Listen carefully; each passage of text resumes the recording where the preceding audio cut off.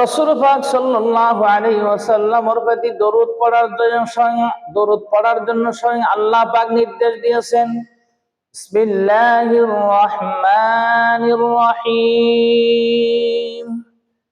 ইন্নাল্লাহা ওয়া মালাইকাতাহু ইউসাল্লুনা আলান নবী ইয়া আইয়ুহাল্লাযীনা আমানু সাল্লু আলাইহি وسلموا تسليما إن الذين يؤذون الله ورسوله لعنهم الله في الدنيا والآخرة وأعد لهم عذابا مهينا সূরা আহজাব 56 নম্বর আয়াতে আল্লাহ তাআলা ইরশাদ করেন, নিশ্চয় আল্লাহ তাআলা উর্দু জগতে ফেরেশতাদের মজলিসে বৈঠকে নবীর প্রশংসা করেন এবং তার ফেরেশতাগণ নবীর জন্য দোয়া করে।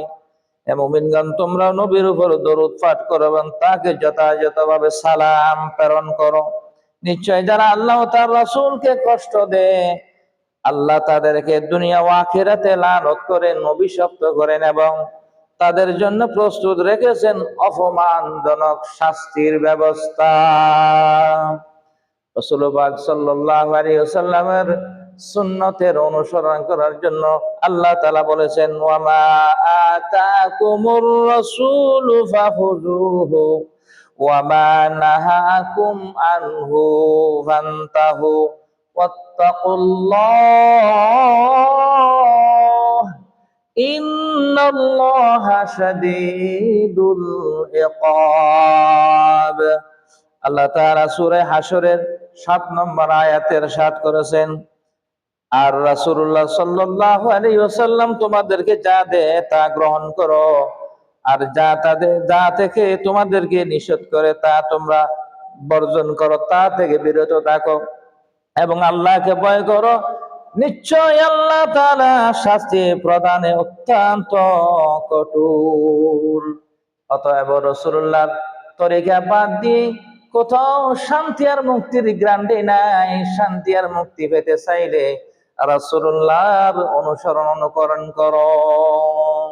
খেলাফে পেগম্বর কাছে রাগুজিদ কে হারগিজ বমঞ্জিল নহা হদ রসিদ।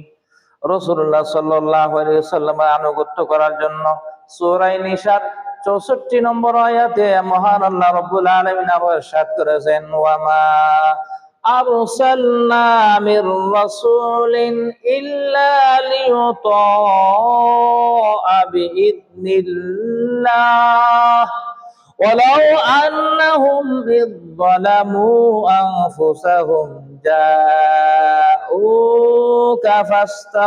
ফাস্তাগফিরুল্লাহ واستغفر لهم الرسول لوجدوا الله توابا رحيما। আর আমি দেখুন রাসূল প্রেরণ করেছি তা কেবল এই জন্য যেন আল্লাহর অনুমতি ক্রমে তাদের আনুগত্য করা হয়। আর যদি তারা যখন নিজেদের প্রতি জুলুম করেছিল তখন তোমার কাছে আসতো, অথবা রাসূলুল্লাহ আল্লাহ সুবহানাহু ওয়া তাআলা কাছে ক্ষমা চাইতো, রাসূলও তাদের জন্য ক্ষমা চাইতো, তাহলে অবশ্যই তারা আল্লাহকে তওবাকারী দোয়া কবুলকারী হিসেবে পেত। সুবহানাল্লাহ। রাসূলের কাছে একমাত্র শান্তি আর মুক্তির গ্যারান্টি আছে। আল্লাহর ভালোবাসা পেতে হলে সকলকে রাসূলের দিকে ফিরে আসতে হবে। রাসূলুল্লাহ সাল্লাল্লাহু আলাইহি ওয়াসাল্লামের স্বপ্নগুলো সত্য ছিল, এগুলো ওহীর অন্তর্ভুক্ত ছিল।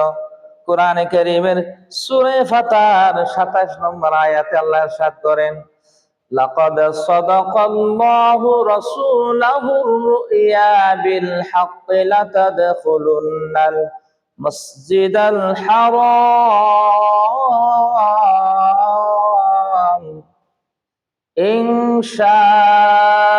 ইনশাআল্লাহু আমিনিন محلقين رؤوسكم ومقصرين لا تخافون فعلم ما لم تعلموا فجعل من دون ذلك فتحا قريبا